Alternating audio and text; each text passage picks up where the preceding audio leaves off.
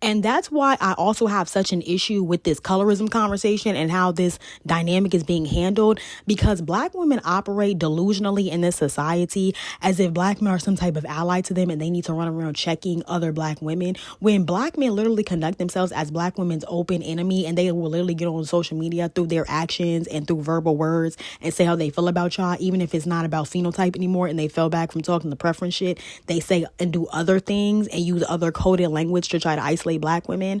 So to sit up here and try to force a Black feminist who your ass doesn't even watch, you're going to her page harassing her, because I can look at these women in their bonnets and tell that they don't watch this woman consistently. Y'all just come into her page to harass her because y'all just did it over the whole tease situation. But yeah, Black women are constantly dragging her. It's very weird. But yeah, she doesn't want to talk about race. Y'all don't have to force this girl to be pro-Black, to be Black male identified, to lead with race. She doesn't have to do that. That's her fucking business. And the fact that y'all trying to isolate her for being African and be like, oh, well, she just doesn't understand because she grew up in the suburbs. Yeah, she doesn't have to. If her reality is growing up around a bunch of white people and she's handling her race and her Black womanhood in the way that she has, which she's already said, she's not one of these coons out here. She's not a Candace Owens. She's not completely racially ignorant. She's aware of who she is, but she does not lead with her race and her Blackness, because that's not her leading identity.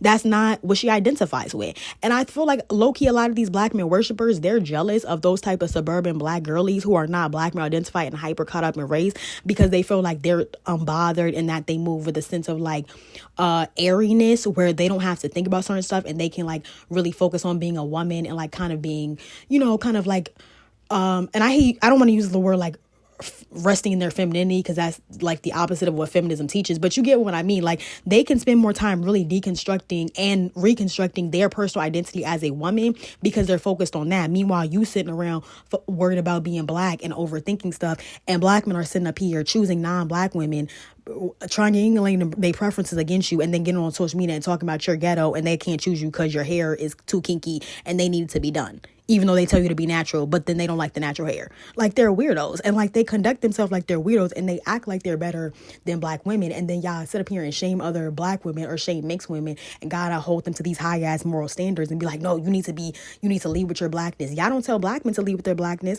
and if y'all did, y'all wouldn't be sitting around looking stupid and accepting them triangulating non-Black people in your face, or talking about you're not wifey material while you see them wifing up all these non-Black women that are like hoes. And I don't mean that in a misogynistic way. I'm just saying, like, in multiple different ways, Black men conduct themselves like they do not see you as an ally on the basis of gender or race.